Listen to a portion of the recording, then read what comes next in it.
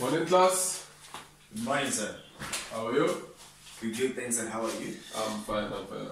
You may sit down. First of all, let's start off with the absentees.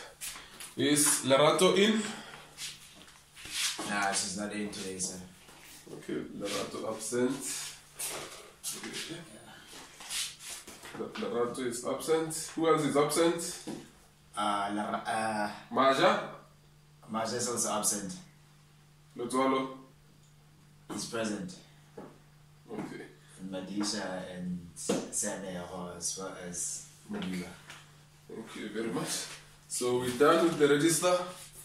Today we'll be starting off with a new topic in our accounting textbook. Open up your accounting textbooks.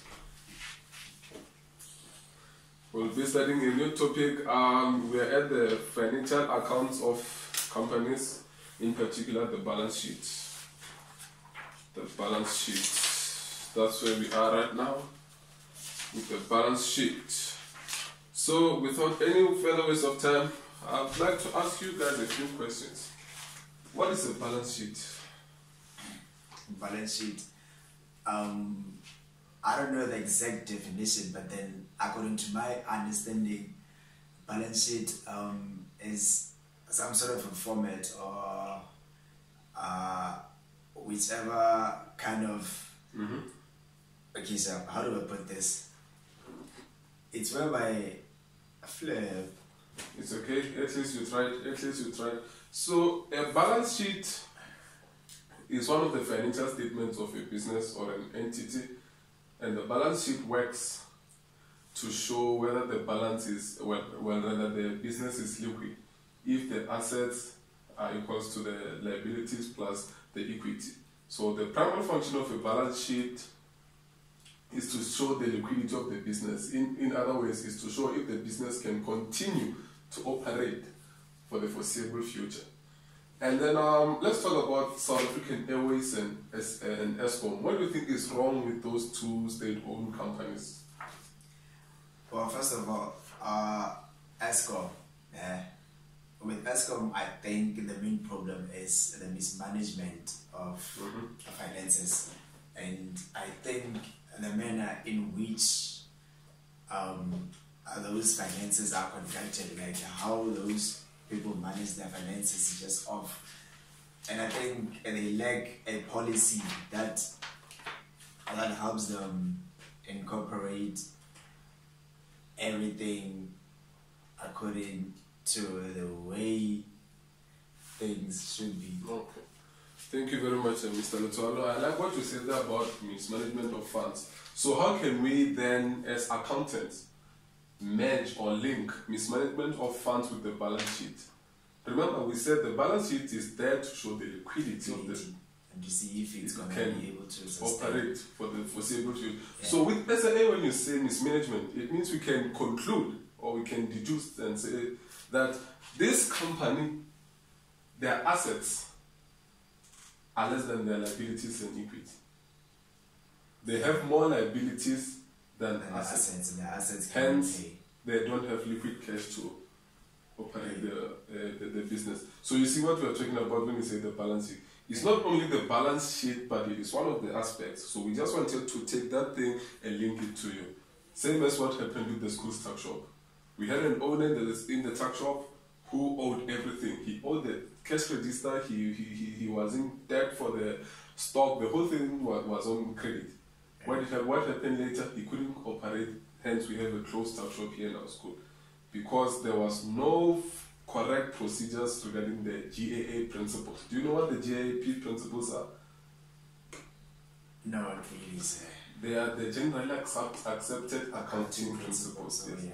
Which where we are talking about the prudence principle, the going concern, and those things. But those ones are for the next topic. For now, we are focusing on the balance sheet. So from now, you can clearly define what a balance sheet is. Yes. What is a balance sheet? A balance sheet is when, okay, so a balance sheet is a financial statement that is used to check whether a business is able to maintain its future or meet its long-term objectives. Like if its assets can pay off their liabilities. Very good. Assets can pay off liabilities. Very good. I like that point as well. So from there on, we can proceed. We can proceed that what we are going to learn today about the balance sheet. What I want you guys to learn by the end of this lesson, I want you to be able to prepare to give me the basic framework of a balance sheet.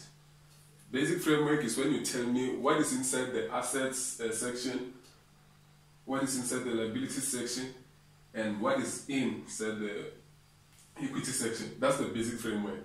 From there on, you prepare. That's where we give you what we spoke about from the basic framework and then solving a real life problem. That's what I want you guys to learn by the end of this lesson. And I also want you to know the what's this GAAP principles, the generally accepted accounting principles. Can I ask a question? What are liabilities? Liabilities are, how do we define liabilities? That's a very good question.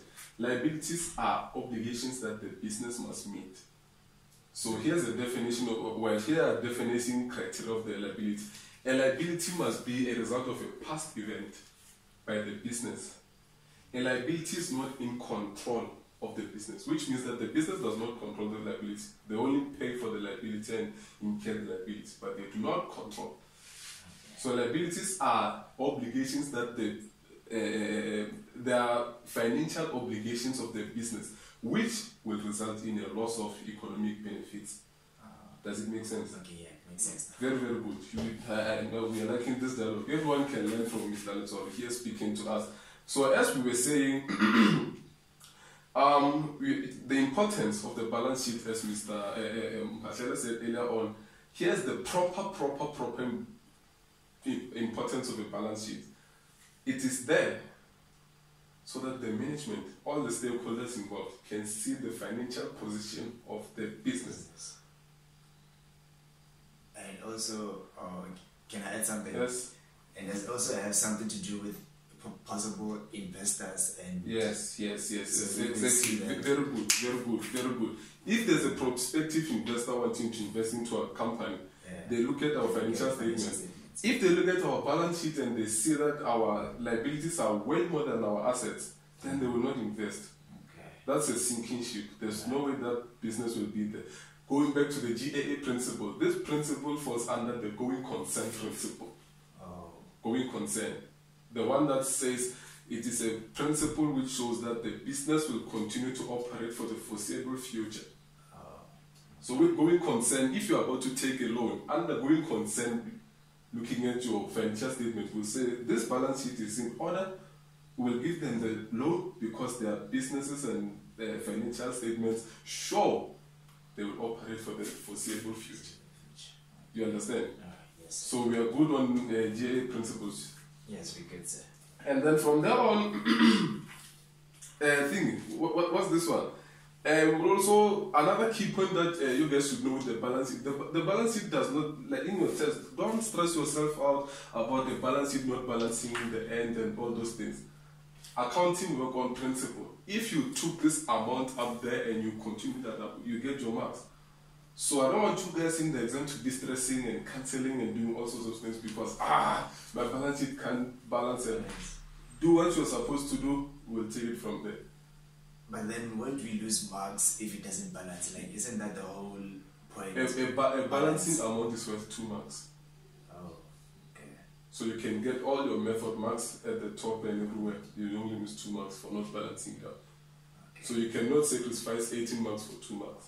That's what I want you guys to learn. I want you guys to be comfortable knowing that you can do this and you don't have to stress about the whole thing balancing. It's fine. And then give me a thing. From how we have spoken, a balance sheet consists of assets at the top.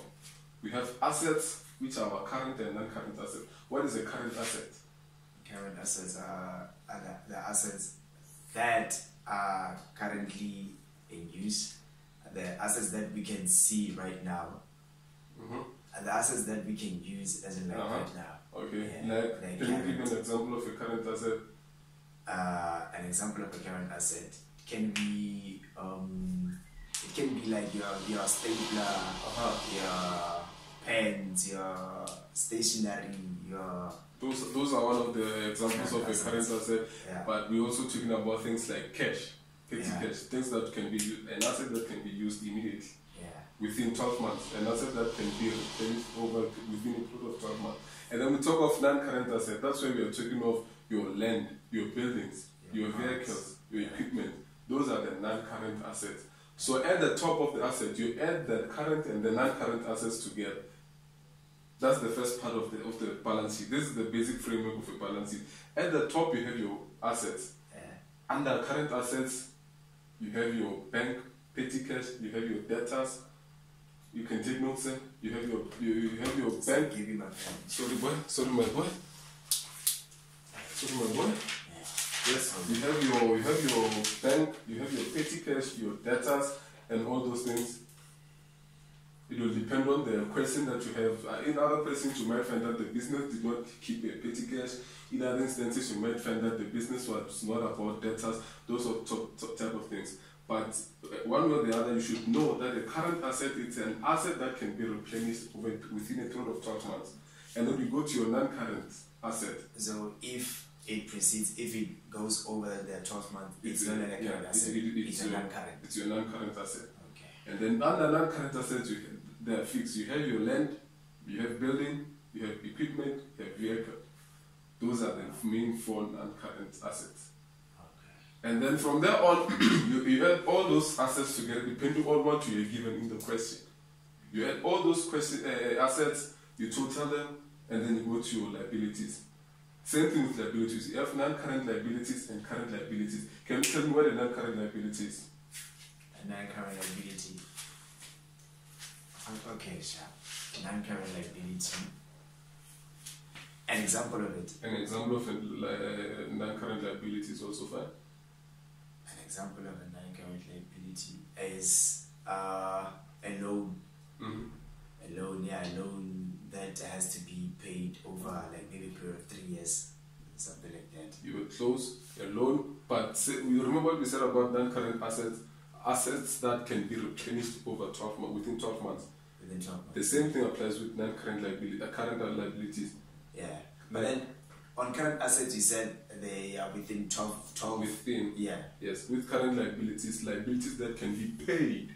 Yeah. Within 12 months. But then the question there was non-current liabilities. Oh, okay, I'm so sorry. I'm so sorry. Yeah. Yes, non-current liabilities are liabilities that can be paid over 12 months. Yeah. And then non-current are those that current are those that can be paid within 12 months. Yes. So under non-current liabilities we have a loan. Yes. That you have to pay 3 years. Yeah, you're talking about a fixed deposit. You're talking about things like installments on your land and building. So basically, it's any liability over 12 months. And then with the current liability is the opposite. Within 12 months, you're talking about your creditors. You're talking about your bad debt recovered. All those things are the ones that fall under current liabilities. And then you have equity. Under equity, you have profits, you have capital, you have drawings.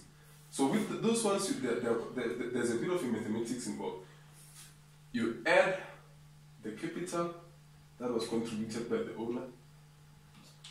You add the profit that was made, a profit which you get from your income statement.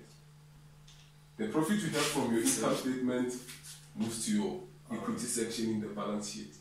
Okay. So in order for us to have a complete balance sheet, we have to complete the income statement first. But in other cases, you find that they give you the profit. Yeah, they just give you the profit because income statement is not part of the question. Okay. They just give you the profit and go from there. You just put it. And then from adding those two, you subtract drawings. What are drawings, by the way? Drawings, I think maybe it's when you take money out of the business. Very good, very good. But it's not only with money. You might find that the owner takes the company's vehicle, takes for personal use. Yeah, takes the company's phone, takes the company's equipment, and they are not accounted for. They are accounted for. Yeah. That's hence we are recording them. Oh, that's it. Oh, exactly. Okay, makes sense. Yeah. That's why we are recording them, to account that we lost a vehicle worth this much. We lost a fridge worth this much. We lost a phone worth this much. That's why we are subtracting. Okay. So can you go back from the asset up top, you have? We have the current assets, and then we have the non-current assets, and then we add them together, and then we get and then you move on to the liabilities. We have non-current, and we have current liabilities, and then from there on, and then we have to go to the equities.